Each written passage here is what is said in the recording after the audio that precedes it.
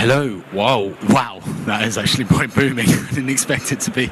Hello and welcome to the Production Theatre. Thank you for making this packed arena for this panel. Probably one of the more crucial panels you'll see today. We're hoping that my panel of execs will have all the answers of how to get your programs funded. My name is John Elms. I'm the news editor of Broadcast, and I'm just going to do a very brief introduction to my esteemed panelists. From left to right, yes. Alexia Edwards from Expectation Entertainment. We have Richard Life from Cineflix Rights, Ulla Stribe from Tin Roof Media, and Tom Porter from Bright Spark Films. Now, funding and getting your show to Greenlight via funding is possibly one of the most important aspects of the production and TV world at the moment. Now, obviously, we have representatives from across unscripted and scripted on this panel. So I think what a good place to start would be asking each of my panelists to give an example of a recent show for a UK broadcaster, hopefully, that they have got funded and how they got that funding and pulled that funding together to give you a kind of a framework, a template for some of the discussion that we're going to do. So, Alexia. Hi. Lovely to have you here. Can you just give me your first example of a show that Expectation got away? Yeah, so recently we made a comedy series called 2026, and that is a follow-on from 2012 and W1A, written and directed by John Morton. So already those previous series were with the BBC, so we pitched it to the BBC, they commissioned it. But as with all programming, it's not fully funded by the BBC. So we then went to BBC Studios Distribution, who distribute John's previous series, in order to plug some of that funding so that they could then see if they could get a pre-sale into the US and generally look at distribution internationally, rest of the world. And they thankfully gave us a chunk of money, so that was great. But we still had a small gap. So we then looked at different sources, and we came across Okra, who are an entertainment charity, and they do put funding into programming that delivers some of their sort of messaging with experts that they've got.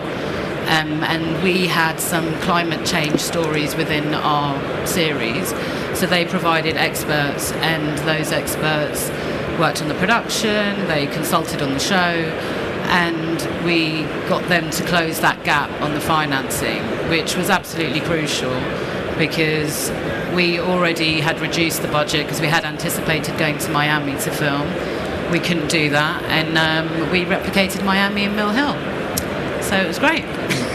A feat not to be underestimated, I dare say. Richard, you're a distributor, so you have a different angle to the market. But if you can give me an example of a show that you've helped pull together funding for, and give a bit more detail about what you do as a distributor. Yeah, so we work with lots of independent producers who are looking to close their finance gap, i.e. the gap between what the broadcaster, their commission broadcaster will pay, and the budget they need to close the financing. So there are a lot of shows on British television that actually have distribution money you probably wouldn't know.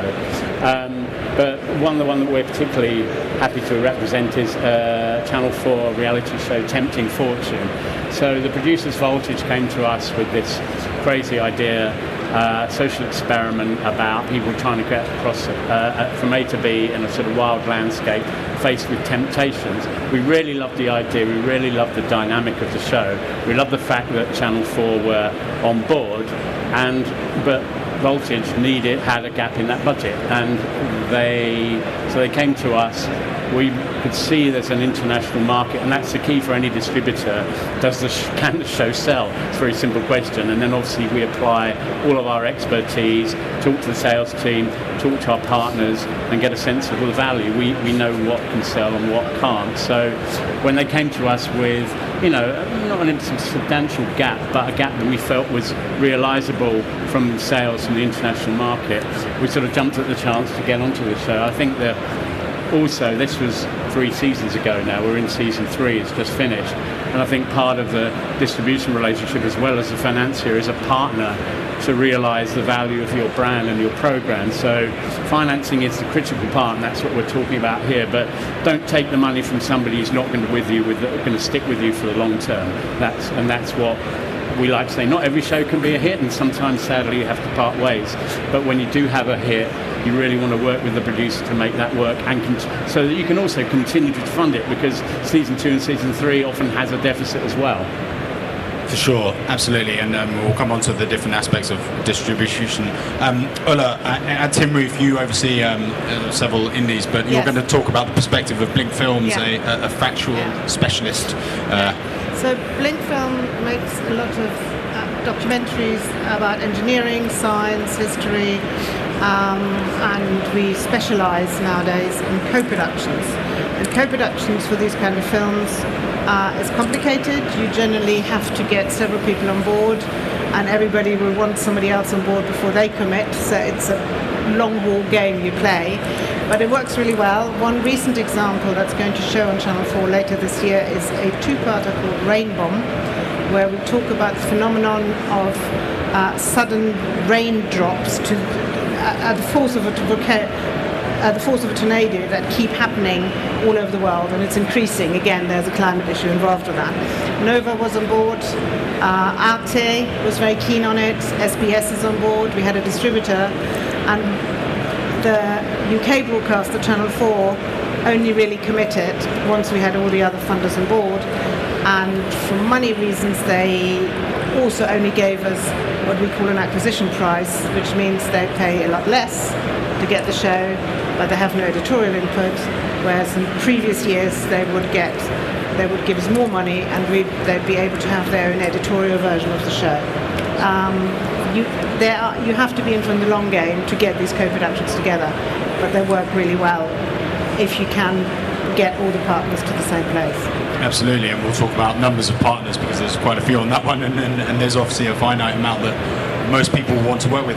Tom, from Bright Spark's perspective, what's a show that recently you got away with a UK broadcaster that you had to pull financing together from different... So we've recently produced a series with Kevin MacLeod of Grand Designs fame for Channel 4, stretching out into another of his interests, and one of mine as well. He's driving around various countries in classic cars, using the car to understand the country and the country to understand the car, and hoping that's going out sometime in October. But that was not fully funded when it was discussed with Channel 4, and we have previously done deals with various distributors to give us an advance to get that away, but we felt that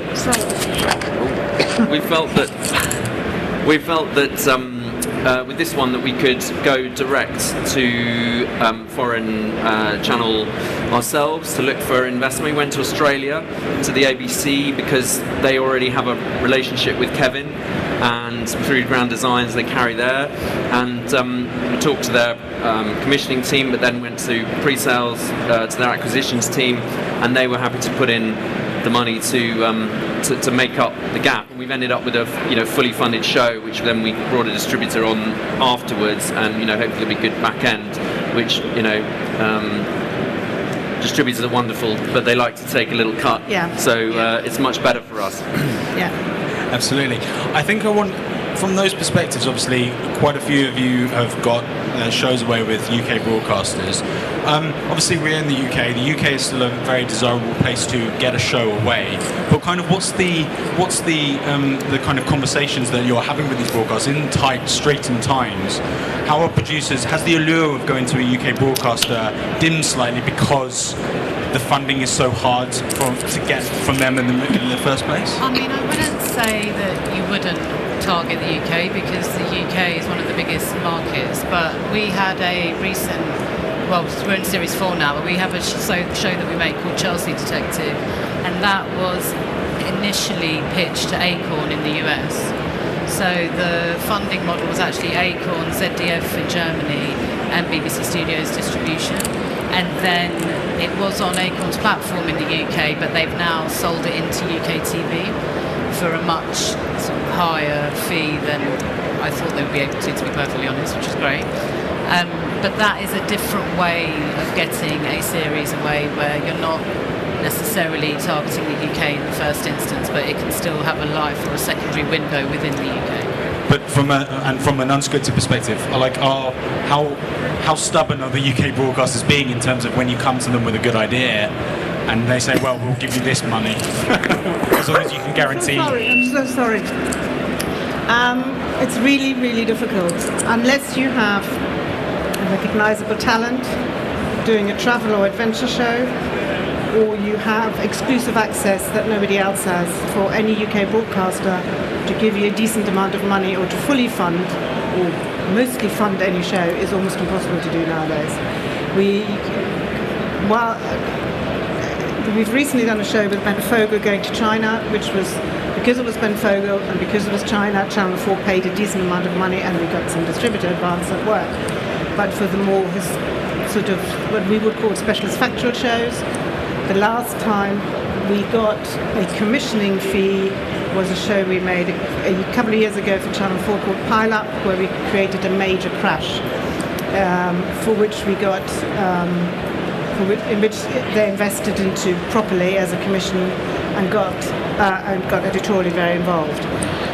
It's rare, especially in the unscripted world, to get a full commission nowadays. So is there a slight tension therefore with kind of what a buyer wants in terms of audience demand? Are there certain kind of areas, either in unscripted or scripted, that broadcasters are looking for, and they're more likely to go, Russ, we'll give you this bit of license, and then you have to take up the rest? And I want to go to Tom first in terms of the creative versus the money question, and then bring in Rich. I mean, I think that the funding question has definitely had an effect on the creative side of things. I think there is a danger that there's a homogenization, because, I mean, for example, we did a series for a combination of funders, AMC here, Blue Ant as a distributor in Canada, and Radial in the US, all taking different rights as a true crime series about doorbell cam catching evidence, and there's inevitably a tension of how many UK cases are you going to have in that, how many US cases are you going to have in that, and the US funder wants more US and the UK wants more UK, and so you have to think about all of that stuff before you even go in the room, and the negative, I think, of this is that potentially British content, very British content, is not going to get commissioned anymore, because you can't fund, Channel 4, BBC, whoever it is here, the terrestrials will not fund things outright in total, unless it's current affairs, which we do, and that's different, but they're looking for a partner, and the partner's going to want some international aspects, etc. So, those old-fashioned British shows aren't as attractive. Yeah. I would say that's the same for scripted, in the sense that so we do a lot of comedy and we do drama, but any comedy that feels too British is hard to sell, and it's hard to find the funding unless you've got recognisable talent, unless you've got recognisable writers, directors, something that will give it that international flavour, or maybe you have a bit of international cast in there. But it's tricky. I mean, that's interesting, because in 2026 we have loads of different buyers, loads of different platforms. The streamers themselves are becoming areas for niche, quote-unquote, audiences or fandoms. It's strange that in 2026 you can't say, well, I can make the show and this will be popular on this platform and that's how we can sell it? Or is that just ideological view? I think everything is led by the creative, so ultimately I know this sounds ridiculous, but no commission is going to turn down a good idea, but it sort of depends what they need and what they want and what their schedules want. And streamers is slightly different, but for streamers they need to have that high production value, and you need to have, even from a doc perspective, I'd say you've got to have some sort of exclusive access or some hook, something that makes it stand out from the other 20 crime docs that they've got on their service already. Absolutely. Well, often distributors are called are termed fixers in our industry. Richard, obviously you do lots of different aspects of distribution, of which there are too many to list in terms of it. But if you're looking at a show and someone comes in, they've got this great factual idea or this great scripted idea, how do you start thinking about what process you would go down to get the funding? Well, yeah, I mean, obviously you're looking at that project first of all, the package. If it's scripted, that's typically who's the writer, maybe there's a director, maybe there's even actually on-screen talent attached, and of course a production company and their track record, because you want to have faith they're going to deliver. So it's all of those factors that are the same thing that any broadcaster are at, but writ large, and you know, clearly certain genres travel better than others. Right now, thrillers and crime dramas pretty much dominate the market, and yes, it's a crowded market, and police procedurals, but that's what distributors chase, so that's obviously going to be something that there's a long list of things, too long to go into, that we go into. In unscripted, it's typically things that have universal appeal, exclusivity, for example, access to a world that is maybe, you know, unique in the world and not too British, and then genres like ancient history, where the whole world knows about ancient Egypt and the whole world loves ancient Rome. So they're the sort of things we look to. But I think what you need to do as a producer creator now is to work with the traditional broadcasters, is to have money on the table in some shape or form, and whether that's from advertiser funding, brands, or from a distributor who can guarantee a certain amount of money, or can bring another broadcaster from another country on board. You'll get much more attention in your project now, and I agree, it does pose a problem for traditional, very British content to raise funding. But you know, if you bring a project that has even a whiff of international appeal to a broadcaster, and you haven't thought about the international side, the value, and you haven't had a conversation with a distributor, then you probably better do that before you go into that department. And the other thing to mention is broadcasters now are commissioning more money, more projects from their acquisitions department. So it's what's called an acquisition, which is where the acquisitions department of Channel 4, Channel 5 or BBC are the entry point to getting a show which might end up partly commissioned or have some editorial, but those departments now have more money in some cases, or freer money, than commissioning, and that's where distributors come in. Okay, so I mean there are so many different pieces of the puzzle here. If you're an individual creative, so obviously you're all part of indies, or in your case, Richard, a distributor, you're part of either a big indie or an established indie or an indie group. If you're an individual creator, and this has come from a question from the floor, by the way, we are doing a Q&A, so please use the Slido to ask your questions, and you have a good piece of access or a great piece of IP, or even, you know, a talent relationship that you know you can bring on board, how would you go about then orchestrating that to pitch to someone, to kind of either funders who can help get some more money to, like, perhaps pre-develop the show before you go out and pitch it, or, you know, working to get to that room where the decision makers, the commissioners, go, yes, we're going to take that through to Greenlight? Well, we often have a lot of individuals that come to us with a deck that they've created, and we will look at it, and then we can work out if we want to back it. Then we will basically, not a co-production because they're an individual, but we will work together and make sure that they are incentivized to work with us, but so that they have us there with them pitching the show, and it will have a much greater chance of success. So aligning yourself with an indie that can help you deliver and make the show, because the first question any commissioner is going to ask you, even if you get that commissioner meeting, is who's making it. So I think aligning yourself with an indie is a good idea. Yeah, I mean, we would always, if someone's an individual, whether even if they're an experienced producer, it's always one of the things we can do is help package up with one of our producer clients. Now, you know, for us, it's going to make that show much more easily saleable. If it's the packaging. It's about turning a nice to have into a must have. And however you do that, and bringing in an established producer for us as a distributor is one of the key elements of that. We talk about, you know, universal themes for shows, both scripted and unscripted, in the industry. Obviously, universal themes is quite a nebulous term in itself, but are there specific genres that buyers are tending towards, both in the UK and internationally, that can help perhaps pique their interest a bit more and get the conversation going? And I think I'll take that to Ulla first. I think one should probably remember that each commissioner gets on average 200 proposals a week, every couple of days. So you're one in many, and you have to think very commercially nowadays as to how you present an idea to a commissioner here in the UK. a brilliant idea that deserves to be in BBC Two will not cut it anymore. It's got to have a commercial plan attached to it, whether it's the exclusive access, whether it's having other funders on board, having a subject matter, which is the most important thing, that will actually be interested to the audience, although we clearly get that wrong on a regular basis. But so you would have to look at the idea being something that's still new and unusual. Rain Bomb is one of those examples, or Pile Up, where it's never been done before. And you have to make it interesting internationally. So you have to understand, you have to come up with an idea that you know the French or the Germans or the Americans or the Canadians or the Australians will be interested in too.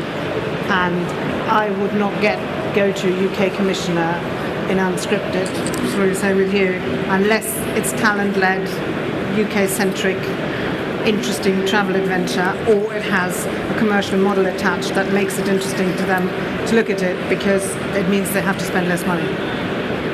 Do you agree with that? I mean, I think from a creative point of view, if you've got an idea that feels a bit niche, you need to find a way of developing that into something that fits into the prism of the popular genres that, Richard named them already, true crime, we all know what they are. I mean, an example I'd give you, which I thought was really clever, nothing to do with us, but Hannah Fry series on AI recently. I mean, you go and pitch a series about AI, the commissioner's yawning within 5 seconds, but what they'd done was take the murder outside of the healthcare boss, and there was AI involved in that, and then it became a sort of true crime story, but they were doing AI through it, and I thought that was a clever way of doing that. So it's taking your idea that's a little bit, small, and giving it a big window, big view from the window. I'm interested to find out. Earlier, like when I joined the industry 10 years ago, the US was the big partner with which the UK wanted to work with, both on very much on scripted, but also unscripted. I think recently, although the predominance of English language content is there around the world, there have been broadcasters and parts of, broadcasters in Europe, broadcasters that speak in the English language that aren't America, that have become more alluring. What would you say are the areas with which you find the most success to get a partner funding from that's not the US and can keep the UK broadcasters interested? Like I said, we make Chelsea Detectives, so ZDF have been a partner for us on that series for 4 years, and that's been incredibly important. But also what I would say is, on scripted particularly, you rely heavily on tax credit. So we will look at filming in different countries in Europe, or even for non-scripted, you could look at hubbing a production in Europe. So that I know that a lot of people are working in the Netherlands at the moment, and Hungary, and these places have a 40% tax credit. It's double what you have here in the UK. So that is very alluring from a European point of view. And tax credits is generally more associated with scripted landscape. There have been lots of calls for more money afforded to the unscripted world. Is that something that you've experienced as well? I mean, we've done treaty co-production with Canada. There was a lot of traditionally, I mean, less so now, but a lot of soft money available in Canada. I know if you can film a show in Ireland, you're onto a winner. I mean, it's thinking about all these things.